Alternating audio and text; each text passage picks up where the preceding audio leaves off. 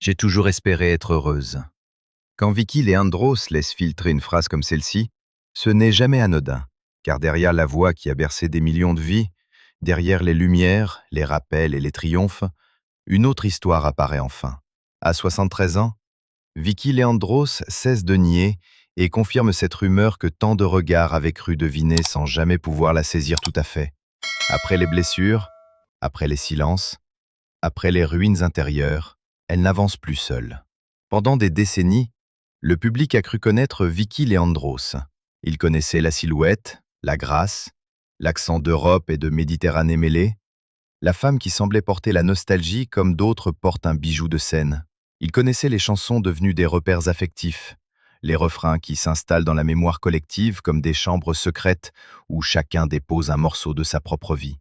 Il connaissait la star internationale, celle qui a vendu plus de 55 millions de disques, publiés dans 56 pays, traversé les scènes allemandes, françaises, grecques, néerlandaises, anglaises et japonaises, jusqu'à devenir l'une des rares artistes européennes capables de faire de sa voix un passeport universel. Son site officiel résume cette trajectoire comme une carrière mondiale, commencée très tôt, consacrée par l'Eurovision 1972 avec Après toi, nourrie aussi par L'amour est bleu, Ich liebe das Leben et Theo, Wir fahren nach Lodz. Mais ce que le public connaît d'une légende n'est presque jamais la vérité entière. Une carrière de cette ampleur ne se construit pas seulement avec du talent. Elle se paie en temps, en fidélités impossibles, en compromis, en départ, en nuits blanches, en renoncements si profonds qu'ils laissent des marques invisibles. Et c'est précisément là que commence la véritable enquête sur Vicky Leandros. Non pas dans le vacarme du succès, mais dans tout ce qu'il a fallu taire pour que ce succès continue de briller. Vicky Leandros, née Vasiliki Papatanasiou, le 23 août 1952 à Corfou, porte dès l'enfance la promesse et le poids d'un destin déjà plus grand qu'elle. Fille de Kyriaki Protopapa et du musicien, compositeur et producteur Léo Leandros, elle quitte très jeune la Grèce pour Hambourg avec sa famille. Le décor change, mais pas la vocation. Très tôt, elle sait qu'elle veut chanter et rien d'autre. Son site officiel rappelle qu'elle n'a que 13 ans quand sort son premier titre, Messer, Gabel, Chéré, Licht. Première étape d'un voyage qui ne s'arrêtera plus. On pourrait raconter cette ascension comme un conte européen. La jeune fille grecque devient idole en Allemagne, séduit la France, s'impose au Luxembourg sur la scène de l'Eurovision, conquiert le Japon, touche le Canada, fait danser la Grèce et entre dans l'histoire populaire du continent. En 1967, L'amour est bleu lui apporte une exposition immense. Elle termine 4e à l'Eurovision pour le Luxembourg, mais la chanson, enregistrée dans plusieurs langues, devient un phénomène international. Son site officiel affirme même que le titre dépasse les 5 millions d'exemplaires vendus et qu'il ouvre à Vicky les portes d'un succès mondial, notamment au Japon. Puis vient 1972, le moment de bascule, le moment où une carrière devient une légende. Le 25 mars 1972, Vicky Leandros remporte l'Eurovision pour le Luxembourg avec Après toi, une chanson écrite par son père Léo Leandros sous le pseudonyme de Mario Panas avec Klaus Munro. Cette victoire change tout. Selon sa biographie officielle, le titre est enregistré en 7 langues, se vend à des millions d'exemplaires et propulse la chanteuse au sommet du marché international. Dans le même mouvement, Vicky cesse d'être seulement une jeune interprète prometteuse. Elle devient une institution affective, une voix refuge, un visage qui rassure, console et impressionne à la fois. C'est ici que le récit public se fige souvent. Une trajectoire miraculeuse, une artiste impeccablement tenue, une carrière conduite avec intelligence, élégance et endurance. Mais les histoires qui durent si longtemps ont toujours une zone d'ombre. Chez Vicky Leandros, cette zone d'ombre n'a jamais été le manque de succès. C'était au contraire le coût humain de cette réussite. Le public adore les femmes qui semblent avoir tout surmonté sans jamais vaciller. Il les admire davantage lorsqu'elles paraissent invincibles. Mais cette admiration devient parfois une prison. Plus l'image est noble, plus il devient difficile d'avouer la fatigue, des fissures, des cicatrices. Pendant des années, Vicky Leandros a donné l'image d'une femme qui maîtrisait sa route, alors même que sa vie intime portait les traces de combats beaucoup moins photogéniques. Oui, à 73 ans, elle ne contourne plus ce que tant de gens pressentaient. Derrière les robes de scène, derrière les ovations, derrière la maîtrise presque aristocratique de son personnage public, ces deux mariages ont laissé des séquelles psychologiques, des blessures lentes, des cicatrices intérieures qui ne se lisent ni sur une pochette de disque, ni dans un palmarès. Et c'est précisément cela que la rumeur cherchait maladroitement depuis longtemps. Non pas un scandale, mais une vérité humaine. La vérité qu'une femme peut être célébrée par des salles entières et rentrer pourtant avec, en elle, un silence brisé. Son premier mariage, avec l'homme d'affaires grec Ivan Zisiadis, appartient à cette partie de sa vie que beaucoup ont regardé de loin, comme un chapitre discret dans une existence déjà très exposée. Cette union lui donne un fils, puis vient la séparation. Rien de théâtral dans la manière dont Vicky a longtemps abordé cette période. Justement, c'est souvent dans cette pudeur que se cachent les douleurs les plus profondes. On ne parle pas fort des blessures qui ont touché l'ossature même d'une vie. On les recouvre de travail, on les discipline, on leur impose le sourire professionnel. Les biographies disponibles rappellent le cadre de cette première union puis de sa fin, mais elles ne peuvent restituer ce qu'un tel basculement signifie pour une femme qui doit continuer à être applaudie pendant qu'une part d'elle-même vacille. Le second mariage, en 1986, avec Enno von Ruffin, paraît un temps offrir à Vicky une nouvelle architecture de stabilité. 2 filles naissent de cette union, une famille plus large, un nouvel équilibre apparent, une image presque idéale, la star, la mère, l'épouse, la femme qui semble avoir trouvé une manière de concilier le tumulte public et le refuge privé. Pourtant, là aussi, le récit finit par se fissurer.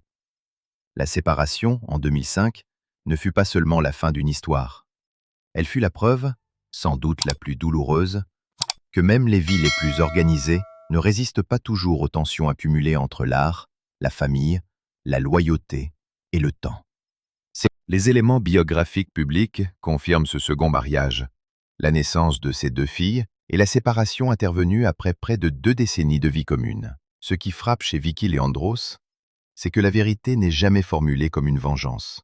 Elle ne règle pas ses comptes. Elle ne transforme pas sa souffrance en spectacle.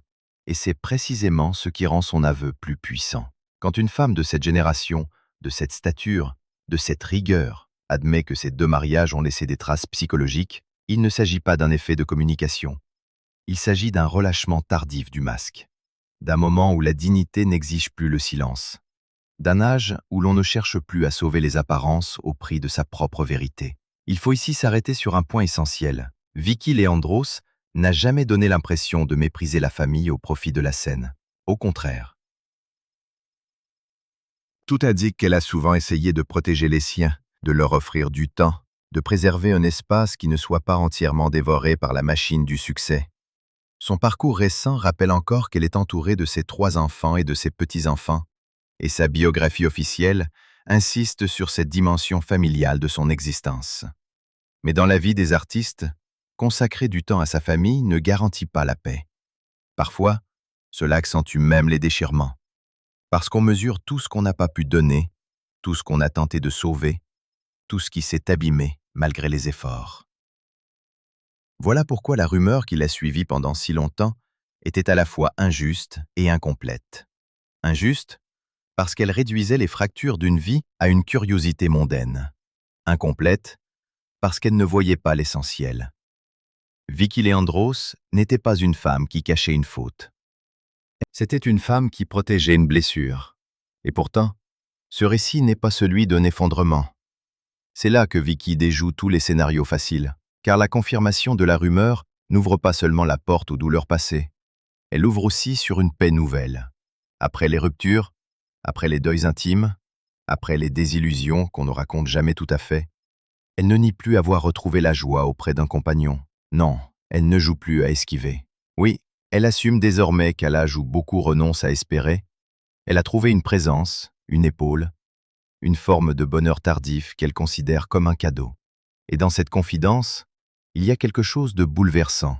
La star qui a incarné tant d'émotions pour les autres reconnaît enfin son droit à recevoir, elle aussi, un peu de douceur. Ce retournement donne une autre lumière à sa tournée d'adieu. Car une tournée de départ peut ressembler à un crépuscule. Chez elle, elle ressemble davantage à une réconciliation. Son site officiel présente son programme Ich liebe das Leben, comme son grand cycle d'adieu à la scène, lancé en 2023 et prolongé jusqu'en 2024, tandis que sa carrière télévisuelle, selon la presse allemande, s'est achevée fin 2024. Même si des dates ponctuelles figurent encore sur son agenda officiel en 2026, le geste symbolique du départ a déjà été posé. Vicky Leandros a organisé elle-même sa sortie du centre, non dans l'amertume, mais dans la conscience du temps accompli. C'est peut-être cela, au fond, qui rend son aveu si fort. Il ne vient pas au milieu de la tempête, il vient après, quand l'urgence de convaincre n'existe plus, quand la notoriété est déjà acquise, quand la femme n'a plus besoin de flatter personne, quand il ne reste, presque, que l'essentiel. Et l'essentiel, pour Vicky Leandros, semble être devenu d'une simplicité désarmante. Ne plus finir sa vie dans la solitude émotionnelle, avoir quelqu'un à ses côtés, être aimé sans se travestir, marcher vers la fin d'une carrière immense avec un cœur moins lourd qu'autrefois. Mais pour comprendre la portée de cette sérénité retrouvée, il faut regarder un autre champ de tension dans sa vie, celui qui la relie à son père, Léo Leandros. Toute l'histoire de Vicky porte la marque de cette relation fondatrice. C'est lui qui compose, lui qui guide, lui qui contribue à la fabrication du mythe, lui encore qui signe, sous pseudonyme, l'un des plus grands triomphes de sa fille avec « Après toi ». Pendant longtemps, leur histoire ressemble à l'alliance classique du père créateur et de la fille interprète devenue étoile. Une alliance puissante, presque exemplaire. Pourtant, les grandes alliances artistiques finissent souvent par rencontrer une frontière, celle du contrôle, de l'héritage, de la propriété, du droit de disposer de l'œuvre et du passé. En 2024, ce qui aurait dû être l'apogée émotionnel de la tournée d'adieu s'assombrit lorsqu'émerge un conflit autour des chansons composées par Léo Leandros. Des articles ont rapporté qu'il s'était opposé à l'interprétation de certains titres dans le cadre de ce final scénique. Même si les détails juridiques et familiaux ne disent jamais toute la vérité d'un lien père-fille, le symbole, lui, est terrible. Au moment même où l'artiste s'apprête à saluer son public, le passé revient réclamer son dû. Ce n'est pas seulement une querelle de répertoire, c'est le surgissement d'une question bien plus profonde. À qui appartient une chanson quand elle a traversé une vie entière? Au compositeur? À l'interprète? Au public? À la mémoire commune? Chez Vicky Leandros, cette question prend une dimension presque tragique, parce que ces chansons ne sont pas de simples œuvres. Elles sont le tissu même de son identité publique. Les lui contester, même partiellement, c'est toucher au cœur de ce qu'elle a été. Et pourtant, même là, Vicky ne s'est pas abandonnée à l'excès. Elle a continué à porter son histoire avec retenue. Cette retenue, certains la lisent comme de la froideur. C'est une erreur. Il s'agit plutôt d'une discipline forgée par des décennies d'exposition. Les artistes qui durent apprennent à souffrir sans donner tout le spectacle de leur souffrance. Ils savent qu'une parole de trop peut devenir un titre, une arme, une caricature. Alors ils contiennent, ils filtrent, ils avancent. Il y a chez Vicky Leandros une autre dimension qui complique encore le portrait, son détour par la politique. Là encore, beaucoup ont cru à une fantaisie de célébrité, à une parenthèse de prestige, mais les faits montrent un engagement réel. En Grèce, elle a été élue au conseil municipal du Pirée en 2006, avec des responsabilités liées à la culture et au développement international. Puis elle a quitté cette fonction en 2008, expliquant avoir sous-estimé la charge de travail et l'impossibilité de concilier pleinement ses devoirs avec sa carrière musicale. Ce passage en politique éclaire un trait fondamental de sa personnalité. Vicky Leandros n'a jamais voulu être seulement une voix décorative. Elle a cherché, à sa manière, à agir, à représenter, à relier les mondes. Mais cette tentative révèle aussi quelque chose de plus douloureux. Même une femme habituée aux foules peut se heurter aux limites du rôle public. On peut être adoré sur scène et se sentir étrangère dans la mécanique politique.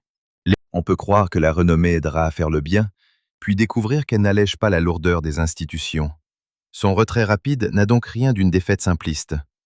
Il ressemble plutôt à une lucidité, celle d'une artiste qui comprend que toute vocation a son territoire et que l'erreur n'est pas d'avoir essayé, mais de s'obstiner contre sa propre vérité.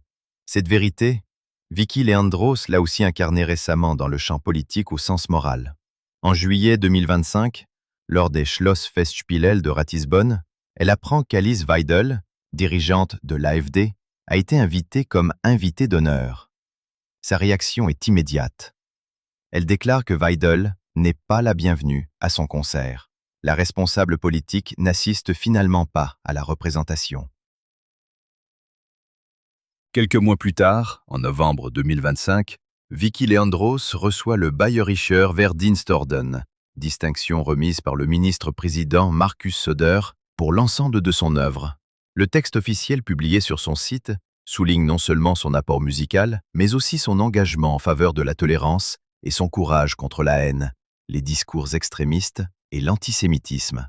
Ce passage est capital. Pourquoi? Parce qu'il montre que, même au seuil du retrait, Vicky Leandros n'a pas choisi la neutralité confortable. Elle aurait pu protéger sa fin de carrière, éviter la controverse, se contenter des hommages. Elle a préféré la cohérence. Ce geste n'efface ni ses douleurs privées, ni les fractures de son parcours, mais il achève de dessiner un portrait plus complet, celui d'une femme qui, au moment de quitter le centre de la scène, n'accepte pas d'y laisser entrer tout et n'importe quoi au nom du simple protocole. Et c'est là que le récit retrouve son point de départ, car la rumeur qu'elle confirme à 73 ans ne concerne pas seulement sa vie sentimentale. Elle touche à quelque chose de plus vaste, la fin du mensonge esthétique. Le refus de laisser croire que la gloire protège de la solitude. Le refus de laisser croire qu'une carrière immense garantit la paix intérieure. Le refus de laisser croire qu'une femme forte ne saigne pas. On comprend mieux, dès lors, pourquoi ces chansons ont tant marqué plusieurs générations. Vicky Leandros ne chante pas comme quelqu'un qui survole les émotions. Elle chante comme quelqu'un qui les a traversées. Même très jeune, Jacques Brel aurait perçu chez elle une voix dramatique, ce que son site officiel rapporte à travers un souvenir resté célèbre. Cette formule éclaire toute son œuvre. La douceur n'y exclut jamais la gravité. La beauté n'y efface jamais la fêlure. Il y a chez elle une manière singulière d'habiter la mélancolie sans sombrer dedans. C'est peut-être pour cela que tant de publics différents se sont reconnus en elle. L'Allemagne y a entendu une élégance pudique. La France, un sens du romanesque. La Grèce, une fidélité profonde aux racines. Le Japon, une intensité émotionnelle rare. Les marchés changent, les générations passent, mais certaines voix restent parce qu'elles transportent plus qu'une technique, elles transportent une vérité sensible. Alors oui, la confirmation de cette rumeur tardive change le regard. Elle ne détruit pas le mythe. Elle le rend enfin humain. Elle montre que Vicky Leandros n'était pas une reine inaccessible glissant sans effort d'un triomphe à l'autre. Elle était une femme confrontée au même vertige que tant d'autres. L'amour qui promet puis blesse, les liens familiaux qui nourrissent puis compliquent, le besoin d'être admirée et celui plus secret d'être simplement comprise.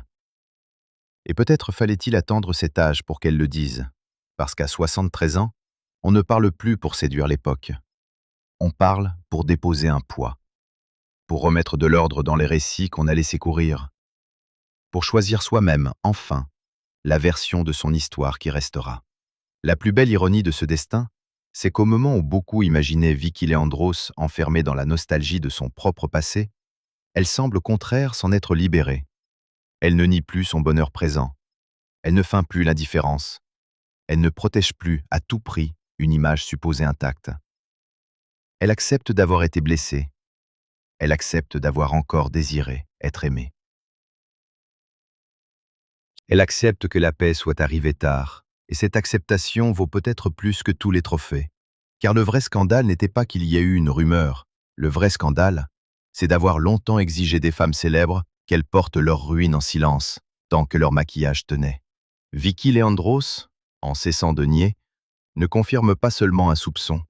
Elle rend visible une génération entière de femmes qui ont réussi sans être épargnées, aimées sans être protégées, tenues debout sans être consolées.